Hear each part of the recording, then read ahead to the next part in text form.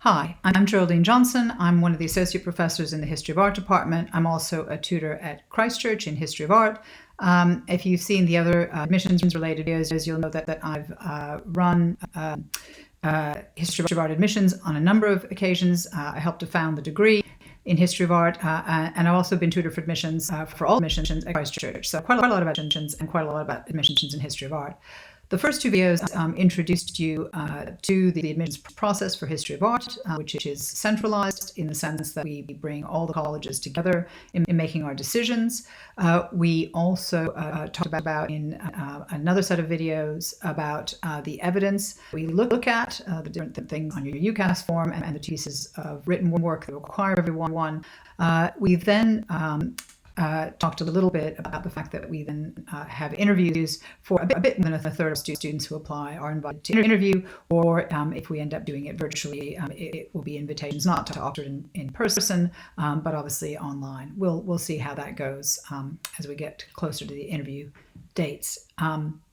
But the thing to talk about interviews, which is often the thing that most worries applicants, and I really want to try to demystify the process and not make you worried. It's simply another piece of evidence that we use in trying to decide who we think of our many very strong applicants has the most potential to really make the most use of, get the most out of the kind of way we teach. And in a way, it's trying to mimic the famous Oxford tutorial, the small group teaching we do, although we realize, of course, we can't really do that, and it's awkward and everyone's a little bit anxious and all that. But we try to make it as pleasant an experience, as much that will tell us how you will react, what you will get out of the kind of tutorial teaching we do. As I mentioned in one of the earlier videos, we do all of the admissions really centrally based, so it's not in colleges. If you are being interviewed in person, you will stay in a college, you will stay in the college to which you applied or were assigned, but the interviews will take place in the History of Art department, whether that's in person or virtually.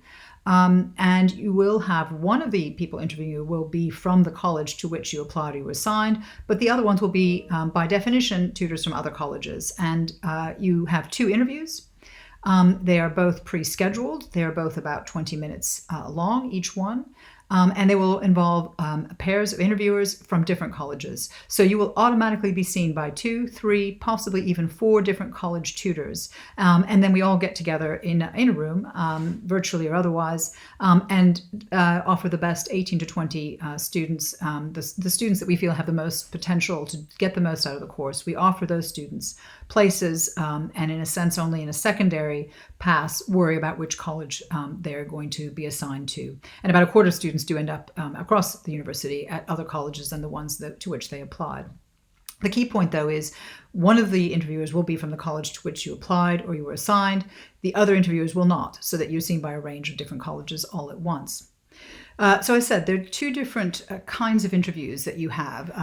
The order of them may vary, but one of the interviews will focus very much on what you have sent to us. So your UCAS form with your personal statement, the courses you've taken and are taking, and then the two pieces of written work that you'll have sent in to us. One of them being the marked school essay that you chose, and the other being your 750-word response that we require to an image, object, building, piece of design, whatever it is that you choose to pick. And so the focus of that interview will be very much on discussing what you have sent to us. So the best way to prepare for that interview really is just to reread your application. Why did you say you wanted to do art history? What kind of experiences have led you to apply to the course at Oxford? Why did you pick the particular essay that you chose? And why did you pick the work of art or design or architecture for your 750-word response? And it's very much about a conversation. We're trying to talk to you as much as we can to mimic what might happen in a tutorial. And so the point is for you to tell us things, but also for you to listen and to listen to what we might suggest, questions we might ask, to kind of push what you sent us a little bit further. So if you talk about a book you've read or an exhibition you went to or whatever it might be, we might ask you questions about that, not not a test, but just to try to sort of have a conversation with you about that. Why did you pick the particular object that you picked for your 750 word response? We might ask you to say, oh, well, this is really interesting. What about this approach? What about that? What other questions might you want to ask about that object? So it's a way about just having a conversation to push the ideas that you've already presented into new and hopefully interesting directions. And similarly for the essay that you sent on to us, to think about maybe counter questions. If you talked about one particular aspect of, I don't know, a Shakespeare play, we might ask you about another one. So, you were talking about, the role of King Lear in King Lear. Well, we might say, well, what about the different, the reactions of the daughters? What is their point of view? What is their approach? So it's about really taking what you sent us and having a conversation about it and seeing whether that kind of tutorial teaching is for you. And remember, in some ways, you are interviewing us as much as we're interviewing you. Is this the kind of style of teaching that you think you will thrive in and that will bring out the most of your potential? So it's not something to be feared. It's very much about a conversation and about having a conversation in the case of this particular interview that I'm describing about the work that you have sent in. The second interview we do is what we call the unknown, unseen objects interview. And it might be one that sounds a little bit scarier, but it really isn't. In fact, it's the one that I think is the most fun to do. This is where your interviewers, and there's always two in the room, virtually or otherwise with you, your interviews show you photographs of objects that we don't expect you to have seen or to know. And we, in fact, specifically pick objects that don't have any relation, as far as we can tell, to projects you've done, to courses you've taken, as best we can. And we show you these pictures precisely because we don't expect you to know the facts about them. We know what they are. We know whether they're a Ming Dynasty piece of porcelain, an African sculpture in wood, or a painting by Picasso from 1912. We know what the answer is. We're not looking for a specific name, date, or anything like that. What we're looking for, again, is that potential for you to engage with an object about which you don't know anything, and to use what you do know and your intuition, and again, your potential to engage sensitively and intelligently with visual and material culture, to try to say something interesting about it, to try to think about it, to try to discuss it with us, again, in a way that is close to what we do in a tutorial. So we show you the object, we let you, in a photograph, we let you look at it for a little bit, and then we just ask you to start talking about it. What do you see? What questions do you ask about it? We then ask you questions. It becomes a discussion to try together, as a project together, to work together to understand something about that object. What kinds of questions it might raise, what it might be made of, what size do you think it is, what do you think it might have been used for, who might it have been for. And sometimes in that discussion we get actually really interesting answers. Some of them might be even close to what the object actually was made for and when and so forth, and sometimes not.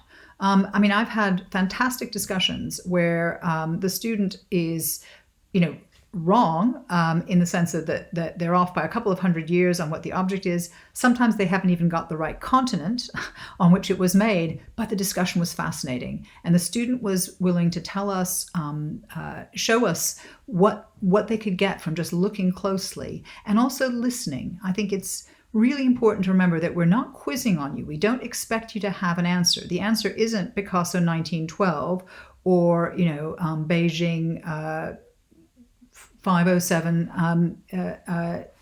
or 1919 or whatever it might be.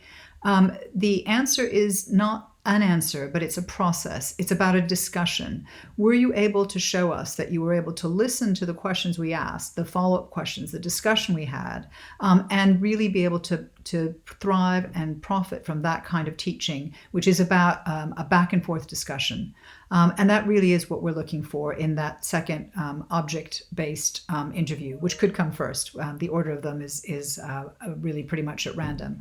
But the one where we show you 1, 2, 3, sometimes 4 even, different pictures in that 20-minute interview, and just ask you to talk about it, and then with us have a productive discussion about what you see and what questions it raises in your mind. So it's not something to be feared. It's actually quite exciting. And I think our students, our applicants do tend to actually say they, in the end, pretty much enjoyed that bit of the interview. So I hope you have a better understanding of how the History of Art admissions process works. We are really looking for the students, not from any particular background or have done any particular set of courses or experiences, but really the ones we think are going to benefit most from our special tutorial-based way of teaching, are working closely with objects that are available and buildings that are available around Oxford and in the different collections. And the admissions process is really about trying to find students who have the skills, but also the potential to develop that art historical imagination, that way of thinking, especially through a tutorial-based teaching system. So as I said at the beginning, we are looking for students who obviously have an outstanding academic record, but not one that is, only A stars all the way through. We have very clear admissions requirements, and the offers will always be AAA or a 38 or D3 or the equivalent. We don't make higher offers than that. They're challenging enough, we think. We look at that evidence of actual and potential academic achievement. That is our way we make our decisions. But in order to understand that academic achievement and that potential that you are displaying in your marks, we look at your personal statement, your referee's comments about any particular circumstances around your application.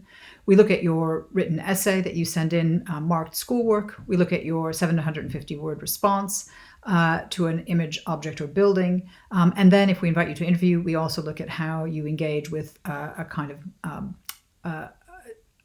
an interview that in a way mimics what we think happens in a tutorial, one of which is focused on the work that you have sent in, your writing samples and your application, and the other in which we show you 1, 2, 3, sometimes 4 images of objects that we don't expect you to know, but about which we want to have a conversation.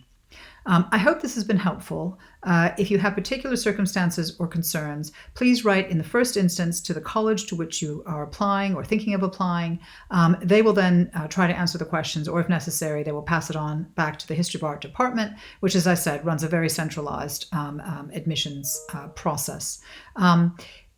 Best of luck applying. As I said in the very first video, there are lots and lots of good programs around the country. Art history is fantastic at Oxford, but do keep your options open. Look at lots of different programs. Think about what will be the best match for you. If Oxford seems to be the place you want to apply, please apply, because the only way to be sure that you won't get in is not apply. So if it's the right program for you, if you're excited about what we do, take a go, take a punt, send us an application, and perhaps we'll see you at interview. Good luck, whatever you choose to do. Bye-bye.